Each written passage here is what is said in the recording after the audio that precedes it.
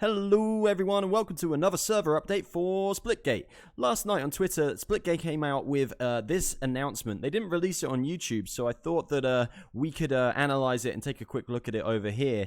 It's basically them just explaining the server issues that they're having and trying to put everyone's minds at ease. Guys, I really truly think that this small team of only 4 developers are doing a fantastic job. So have a listen to Kevin here and see what he has to say about how hard those guys are working.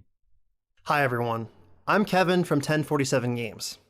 Every day I work closely with our CEO, Ian, and the 4 programmers who develop the game.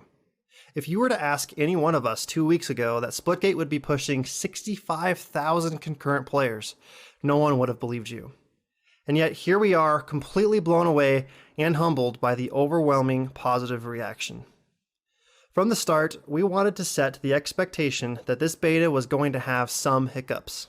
We knew that at least some optimizations to the game and the servers would be needed, but not to this extent. Because of the massive growth, our servers have struggled to keep up. In response, we have dedicated all our resources towards enhancing and fortifying the back end of Splitgate. Our servers have had multiple occurrences of server issues throughout the beta, but the cause of each error has been different.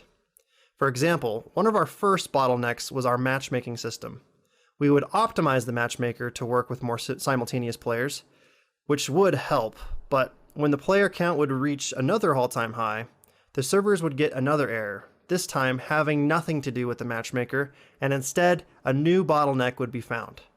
This pattern of finding new bottlenecks and fixing them has been the source of the repeated outages. You most likely noticed the login queue system we introduced. This is a temporary measure to relieve strain on the servers so at least some players can enjoy the game as opposed to no one. Our long-term solution is in the works.